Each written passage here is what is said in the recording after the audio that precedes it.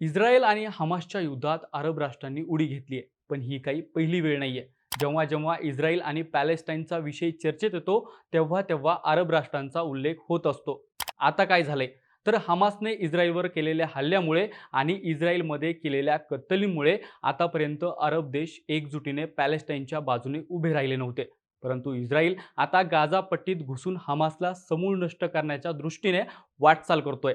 यासाठी त्यांनी गाझा पट्टीतील नागरिकांना उत्तरेकडे इजिप्तच्या दिशेला स्थलांतरित होण्यास भाग पाडले. इस्रायलने आता गाझा पट्टीचे 2 तुकडे केल्याचा दावा केलाय. त्यामुळे गाझा पट्टीतील अनेक नागरिकांना आपलं घरदार सोडावं लागलंय. अनेक महिला आणि बालकांना आपला जीव गमवावा लागलाय. परंतु या हल्ल्यामुळे अरब देशातील नागरिकांमध्ये गाझा पट्टी आणि पॅलेस्टाईनच्या प्रति सहानुभूती वाढली आहे. अरब देशातील नागरिक रस्त्यावर उतरून मुस्लिम ब्रदरहूडचा नारा देत सरकारला इस्रायल विरोधात उभे राहण्यास भाग पाडत आहे. त्यामुळे आता अनेक अरब राष्ट्रही इस्रायल विरोधात उभं असल्याचं पाहायला मिळत आहे. याचाच एक भाग म्हणून अरब राष्ट्रांच्या परराष्ट्र मंत्र्यांनी एक आपत्कालीन बैठक ऑक्टोबर महिन्यात इजिप्तची राजधानी केरो येथे पार पडली. या बैठकीत इस्रायलची निंदा करणारे स्टेटमेंट करण्यात आलं. तसंच इस्रायलने तात्काळ युद्धबंदी करून लवकरात लवकर टू स्टेट सोल्युशन याबद्दल वाटाघाटी सुरू कराव्यात असं वक्तव्य केलंय. यानंतर झालेल्या बैठकांमध्ये गाझामध्ये तात्काळ युद्धबंदी करावी यासाठी अरब राष्ट्र अग्रेसर आहेत. यासाठी अमेरिकेने मध्यस्थी करावी अशी मागणी Egypt, Jordan, Saudi Arabia, Qatar, UAE या अरब राष्ट्रांनी केली आहे. परंतु अमेरिकेचे परराष्ट्र मंत्री अँटनी ब्लिंकन यांनी याला स्पष्ट नकार दिलाय. असं केल्यास हमासला जुळवाजुळव करायला वेळ मिळेल आणि ते पुन्हा 7 ऑक्टोबर सारखा हल्ला करू शकतात अशी भीती ब्लिंकन यांनी व्यक्त केली आहे. परंतु आपण जो अरब असा उल्लेख करतोय तो नक्की कोण आहेत, अरब राष्ट्र म्हणजे कोणते आणि हे सगळे देश नेहमी इस्रायल विरोधात का उभे राहतात, जाणून घेऊया या व्हिडिओच्या माध्यमातून. नमस्कार, मी गजानन आणि आपण पाहताय बोल भिडू. सर्वात पहिल्यांदा आपण समजून घेऊया की हे अरब म्हणून ज्यांचा उल्लेख केला जातो ते कोण होते. अरब म्हटलं की आपल्याला आठवतात ते विशिष्ट प्रकारे अंगावर टाकलेल्या पांढरे शुभ्र कपड्यातील लोक. ते आपल्या डोक्यावरही विशिष्ट प्रकारे एक कपडा टाकतात, ज्याला केफिय असं म्हटलं जातं. परंतु अरबांची ओळख यापेक्षाही खूप वेगळी आहे. अरबीय द्वीपकल्पातील सुरुवातीचे अरब हे प्रामुख्याने भटके पशुपालक होते. शेळ्या, मेंढ्या आणि उंट पाळून ते आपला उदरनिर्वाह करायचे.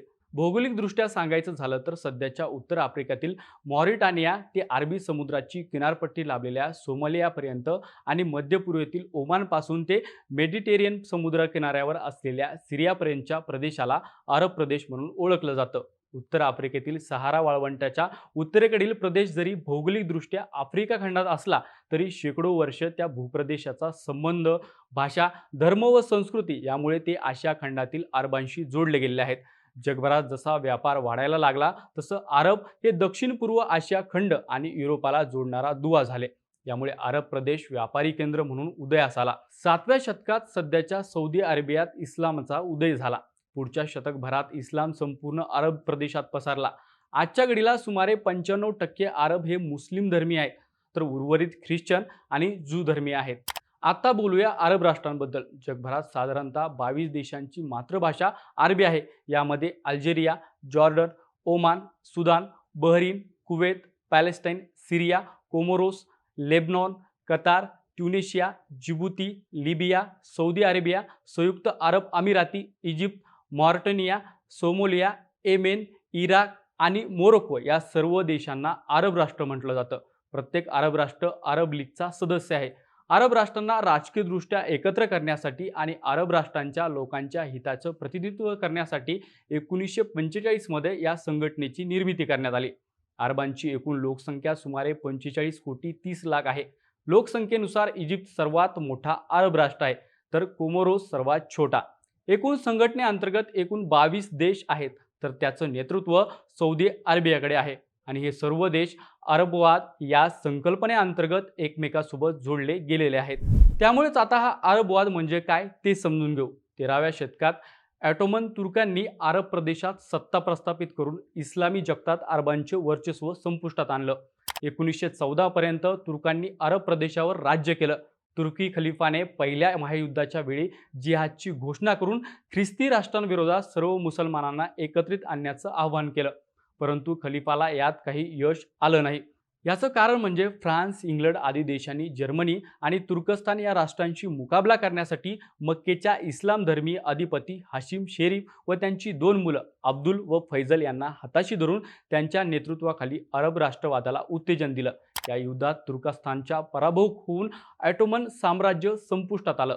तेव्हा अरबवादाला पुन्हा प्रेरणा मिळाली. पुढे 1930 नंतरच्या दशकात पॅलेस्टाईनमधील ज्यू विरोधात अरबवाद आंदोलनाला अधिकच गती प्राप्त झाली. अरब लीगच्या राष्ट्रांनी याच भूमिकेतून पॅलेस्टाईनला समर्थन दिलं आहे. त्यामुळे इस्रायलच्या अस्तित्वापासूनच त्यांचे आणि इतर अरब देशांचे संबंध नेहमी तणावाचे राहिलेले आहेत.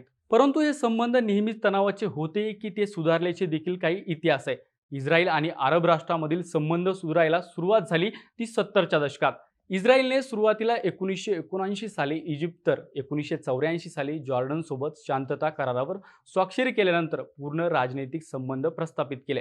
त्यानंतर बहारीन, संयुक्त अरब अमिराती, सुदान आणि मोरोको या देशांसोबत 2020 साली राजनैतिक संबंध प्रस्थापित करण्यासाठी करारांवरती स्वाक्षरी केली. अमेरिकेच्या मदतीने इस्रायल, संयुक्त अरब अमिराती आणि बहारीन यांच्यात झालेल्या शांती कराराला अब्राहम अकॉर्ड असं म्हटलं जातं. या व्यतिरिक्त सौदी अरेबियासोबत राजनैतिक संबंध प्रस्थापित करण्यासाठी इस्रायल आग्रही होता. जर सौदी अरेबियाने इस्रायलला मान्यता दिली असती तर संपूर्ण मुस्लिम जगतात इस्रायलला मान्यता मिळाल्याचे चित्र उभे राहिले असते. परंतु तुर्की आणि इराण यासारखे देश ज्यांना सौदी अरेबियाची ही भूमिका मान्य नव्हती, या देशांनीच हमासला आर्थिक आणि लष्करी रसद पुरवून इस्रायलवर हल्ला करण्यासाठी प्रेरित केल्याचं बोललं जातं. हमासच्या हल्ल्याचा इस्रायलने जबरदस्त प्रतिकार केला आणि गाझा पट्टीतून हमासला समूळ नष्ट करण्याचा विडा उचललेला आहे. त्यामुळे अरब देशातील जनतेने इस्रायल विरोधात कारवाई करण्यासाठी सरकारवरती दबाव आणलाय. परंतु अरब राष्ट्र खरंच इस्रायलला वाटाघाटीच्या टेबलावर घेऊन येऊ शकतील का? इस्रायल हमास युद्धात आतापर्यंत सुमारे 11,000 नागरिक आणि सैनिकांचा बळी गेलाय. मृतांमध्ये सुमारे 2,000 इस्रायल नागरिक आणि सैनिक तर गाझा पट्टीतील सुमारे 9,000 नागरिक आणि हमासच्या दहशतवाद्यांचा समावेश आहे. त्यामुळे युद्धाला लवकरात लवकर विराम मिळणं अत्यंत गरजेचं झालंय. इथे अरब देशांचा रोल महत्त्वाचा ठरतो. अरब देशांपैकी Saudi Arabia, Egypt, Jordan, Qatar हे देश युद्ध थांबवण्याची महत्त्वाची भूमिका बजावू शकतात. यासाठी या देशांची व्यक्तिगत ताकद व जागतिक प्रभाव किती आहे हे देखील पाहणं आपल्याला महत्त्वाचं असणार आहे. सर्वात पहिल्यांदा बोलूया ते सौदी अरेबियाबाबत. सौदी अरेबिया मिडल ईस्टमधील सर्वात महत्त्वाची आर्थिक आणि लष्करी सत्ता आहे. तसेच सौदी अरेबियाकडे मुस्लिम जगाचे नेतृत्व देखील आहे. Saudi Arabia Organization of the Petroleum Exporting Countries संघटनेतील सर्वात मोठा कच्चा तेल पुरवठादार आहे. ओपेकमध्ये 13 देशांचा समावेश आहे. ओपेक राष्ट्र जगातील कच्च्या तेलाच्या 30% उत्पादन करतात. त्यामुळे इस्रायल लवकरात लवकर शस्त्रसंधीसाठी तयार झाला नाही तर सौदी अरेबिया तेलाचे उत्पादन रोखून जगभरात तेलाच्या किमती भडकवू शकतो. आधीच युक्रेन आणि रशिया युद्धामुळे ऊर्जा संकटाने ग्रस्त असलेल्या देशांसाठी हे युद्ध लांबणं धोक्याचं आहे. अशा वेळी अमेरिका इस्रायलला नरमाईची भूमिका घेण्यास भाग पाडू शकतं.